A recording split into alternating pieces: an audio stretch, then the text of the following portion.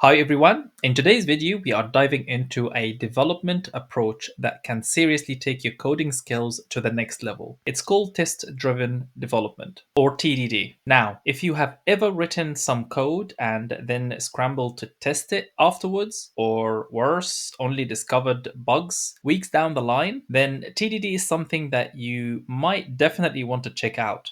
It flips the usual way of doing things. So instead of writing code first and testing later, TDD gets you to write your test before you even touch the actual code. I know that it might sound a bit backwards at first, but trust me, there is a solid reason behind it and the benefits are real. In this video, we will break everything down step by step. We will start with the core principle of TDD so you get a feel for the mindset behind it. Then I will walk you through how it works in practice, what the process looks like, and how to fit it into your workflow. We will also talk about the real world benefits from writing cleaner code to catching bugs early, and I will share some of the common challenges people run into and how to overcome them. Finally, we will wrap things up by comparing TDD with traditional testing approaches so you can see why more and more developers are making the switch.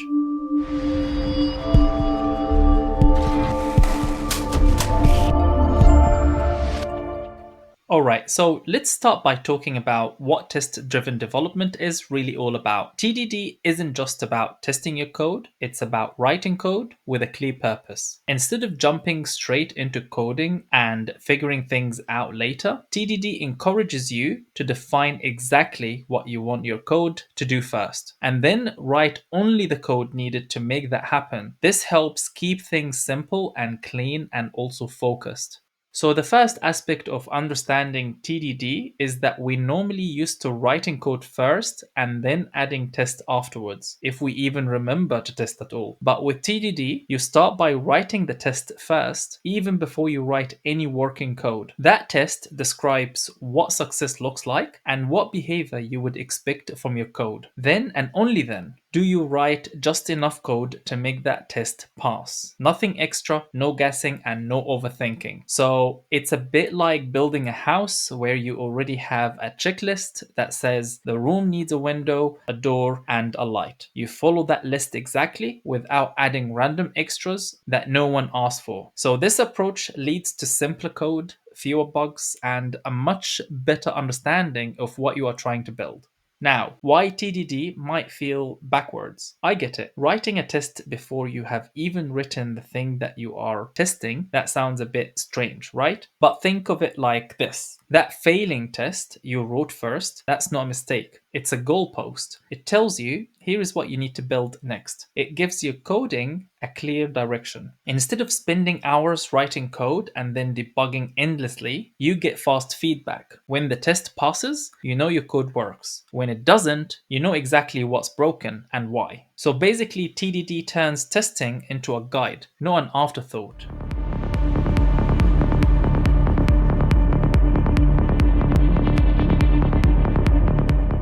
Okay, so now that you know the why behind test-driven development, let's break down the how. TDD follows a simple but powerful 5-step cycle. It's designed to help you write clean and focused code that does exactly what's supposed to, no more, no less. So let's walk through it.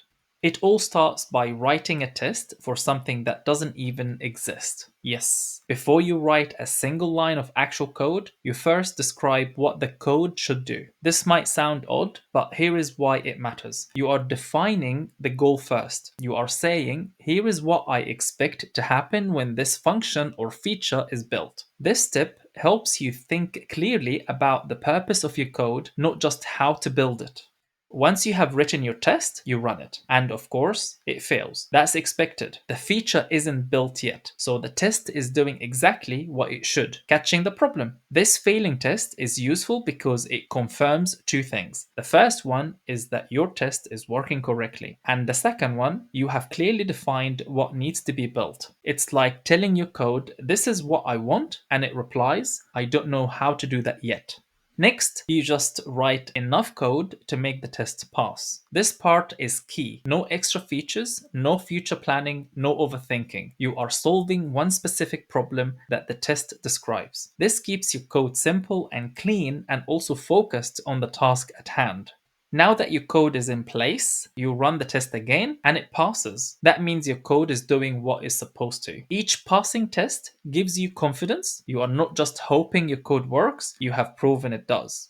Finally, with the test passing, it's time to clean up your code. Maybe you hard coded a value or your code is a bit messy. Now you can refactor, which just means tidying things up. Rename variables, for example, making it more readable, remove duplication, and doing all of that without changing how the code works. And the best part is, if you break anything, your test will catch it right away. And that's the power of TDD. So to recap, the TDD cycle looks like this. Write a test, watch it fail, write the code, watch it pass, clean it up. And then you repeat the cycle for the next feature or behavior. This rhythm keeps your development process focused, predictable, and way less stressful.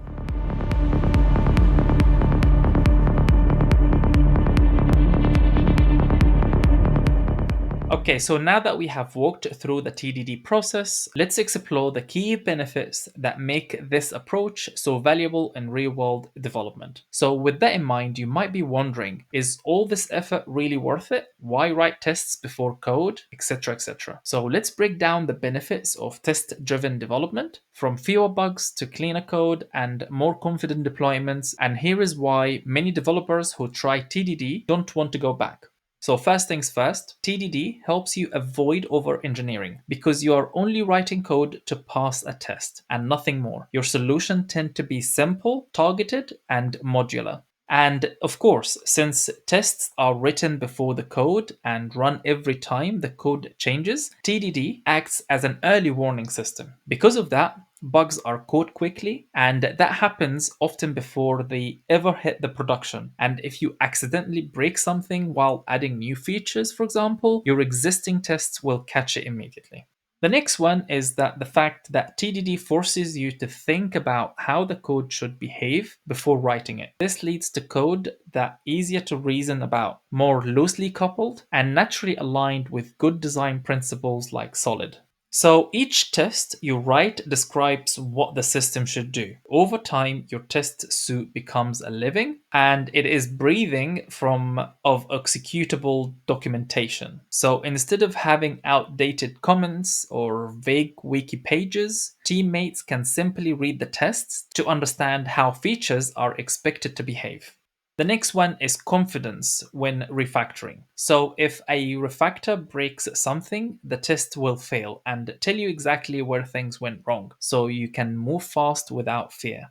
And that leads to faster debugging. So when something fails, you don't have to dig through an entire code base. TDD style tests are small and focused. So when a test breaks, you know exactly where and why. This makes troubleshooting faster and a lot less frustrating. So the next benefit is the fact that TDD fits perfectly into agile workflows. You write one small test, implement the code, refactor, and repeat. This bite-sized rhythm gives you frequent feedback, keeps you close to a working state, and make it easier to track progress. Finally, long-term productivity gains. And yes, TDD can feel slower at first, especially when you are learning, but over time, it saves you far more time than it costs. So TDD isn't just about writing tests, it's a shift in how you build software, safer and smarter and more sustainable.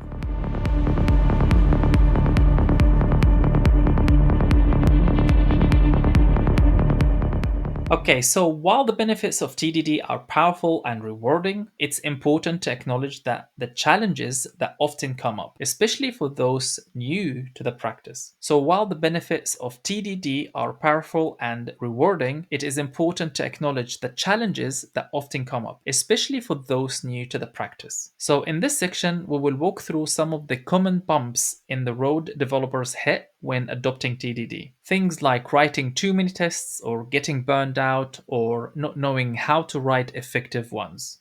So, the first challenge is the fact that a lot of developers say TDD feels slow in the beginning. Writing tests before the actual code, especially when you are still figuring out the design or API that you will be using, can feel like extra work. You might also feel like you are writing a lot more code just to build something simple. Now, to overcome the challenge, I need you to think of TDD as an investment. Yes, it takes more time upfront, but that pays off later with fewer bugs, cleaner code, and much less time spent debugging. And as testing becomes part of your natural workflow, development actually speeds up, especially when you are updating or extending your code.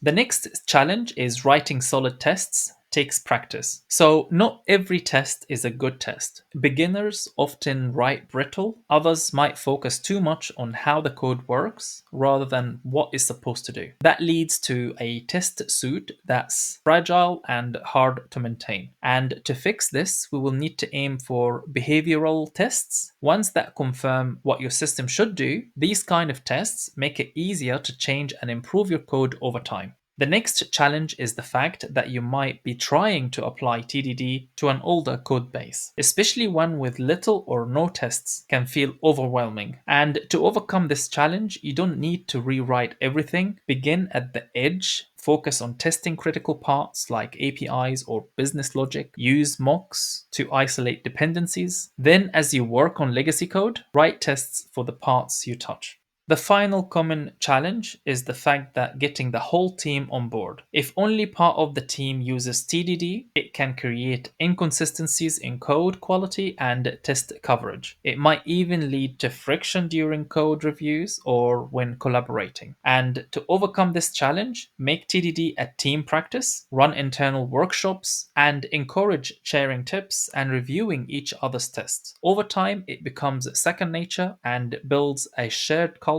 of quality and consistency.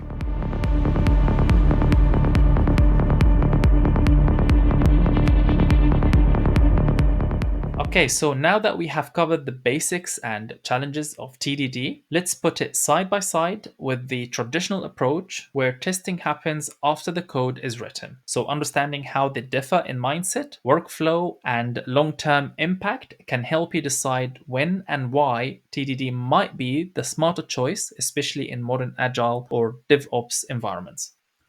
So the first feature that we are going to do the comparison is the test timing. When it comes to TDD, tests are written before any production code. You start with a failing test that defines how a small unit of the system should behave, and then write just enough code to make that test pass. This upfront testing mindset forces clarity of purpose. Whereas on the other hand, the traditional testing, tests come after the code is written. You build the feature first, then try to validate it with tests. This can result in missed requirements, as the testing often becomes reactive rather than intentional. The second feature is code focus. So when it comes to TDD, it encourages minimal goal-driven code, since your only objective is to make the test pass. You avoid over-engineering, whereas traditional testing can lead to code that's overbuilt or vague without a test to guide implementation. The next one on the list is test coverage. So TDD promotes comprehensive and incremental coverage, since every piece of logic begins with a test. You naturally build a robust suite of tests that evolve with your code base. However, on the other hand, traditional testing often ends up with partial or inconsistent coverage, and that happens because of time pressure or changing requirements may lead to missing tests, especially for edge cases or error handling. The next feature is refactoring safety. TDD offers high confidence during refactoring because you already have tests covering every bit of behavior. You can make changes freely, knowing that the test will catch any regressions. But the traditional testing makes refactoring riskier, especially if coverage is spotty. So developers may hesitate to improve or restructure the code if they are unsure whether existing functionality is still intact or not. Next is documentation, and TDD provides built-in documentation through tests because each test describes how a feature should behave, acting as a living spec that other developers can read and understand easily. Whereas traditional testing often relies on separate or missing documentation, tests may not clearly communicate the intent behind the code, and written documentation tends to go stale over time. Finally, the learning curve. TDD has a steep learning curve initially. It demands discipline, structure, and a shift in thinking. But once adopted, it leads to higher quality code. Whereas traditional testing is easier to start with, especially for quick prototype or early stage development. However, this case can sometimes lead to poor practice and technical debt and fragile system. So that's it for this video. I hope this was informative for you. And if you found this video helpful, please don't forget to give it a thumbs up. And if you haven't already, please hit that subscribe button and turn notifications so you never miss our future tutorials and tech insights. If you have any questions, comments, feel free to drop a comment below. And remember, consistency and hands-on practice are key to success. So stay curious, stay inspired, and until next time, peace.